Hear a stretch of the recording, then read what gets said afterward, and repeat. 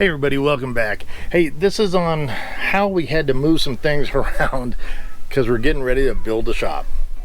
Stay tuned, let's take a look at this. You're gonna like it, and you're gonna want to wait until the end when I give you all the numbers on what it cost me to do this and what it might have cost me not to do this. Stay tuned. Okay, as you know, we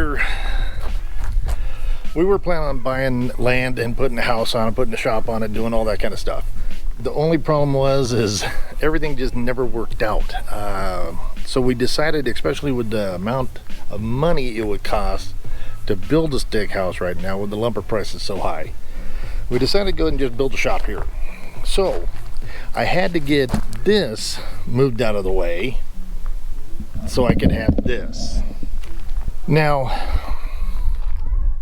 having this is going to help because the shop is going right in here. It's going to be really a small shop, but it's going to work out well for us, I think. I don't want to overbuild the property. So what we had to do is go ahead and move that over here so we have actually an area to go to. We had to make it legal because it was too close to the property line on this side. Then actual box over there. Cost of this, now the cost of this would have been really horrible because what they call expansive soil.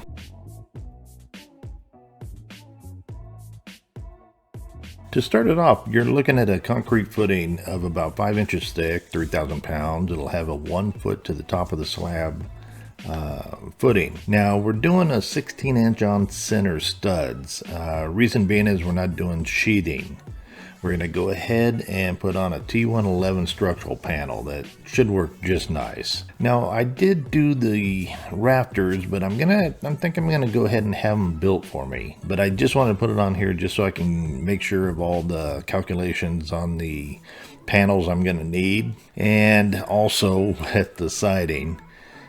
This kind of just helps you lay everything out so you know you have everything. I don't have the trim on it. I don't care. You don't need that to get a permit. But we are only looking at a 20 by 24 building.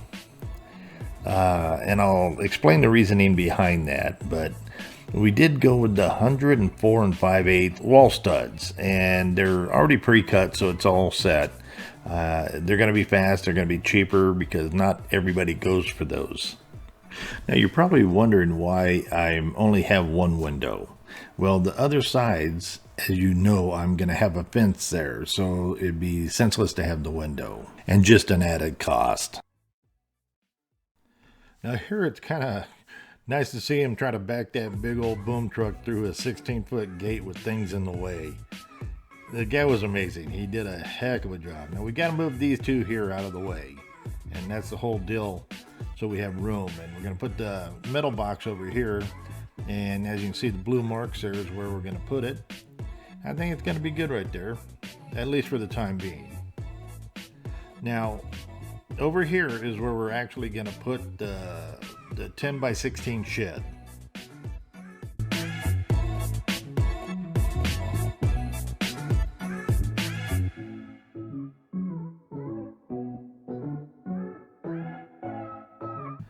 And this is where they put the outriggers down so that it doesn't tip over when these has to load.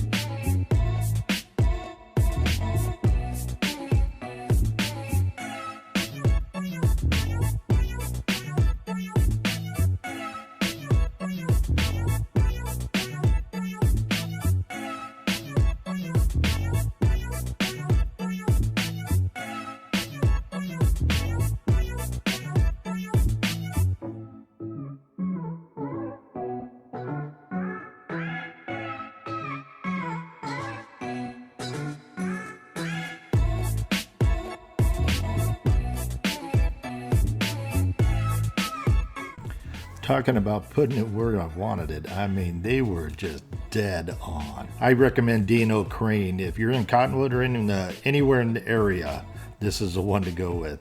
Now, about expansive soil, what they were telling us that we were going to have to do to have this workshop put up is, because it was on the house, we have to do it on the shop itself, and have then a structural engineer do the plans. You're talking about another $1,000. Then you're talking about it's going to end up to be about 3 foot by 2 foot footings for a 24 by 36 shop. Now you're at a whole bunch more money, so we're not going to do that.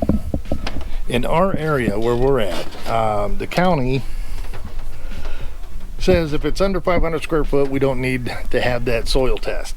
We can just do a footing as you saw, and it really makes it a little bit better. But I'm still under a 500 square foot building. But we'll do stuff, and you're going to see that coming up, that will make it a little bit different. I'm going to go ahead and put in a link in the description, where if you want to get the PDF files for it for free, just go there and pick them up. No big deal. Well, you're going to walk us through it, and if any of you have any good ideas about this, or what I should look for, what I should add in before I start construction, would be fantastic. Otherwise, all help is welcome. So please do that if you would. Throw it in comments, and if you're not subscribed, please subscribe. It's a great thing to do. Doesn't cost you nothing. Hit that thumbs up on this video. I'd appreciate it so much. Share it too. Until next time, I'll see ya.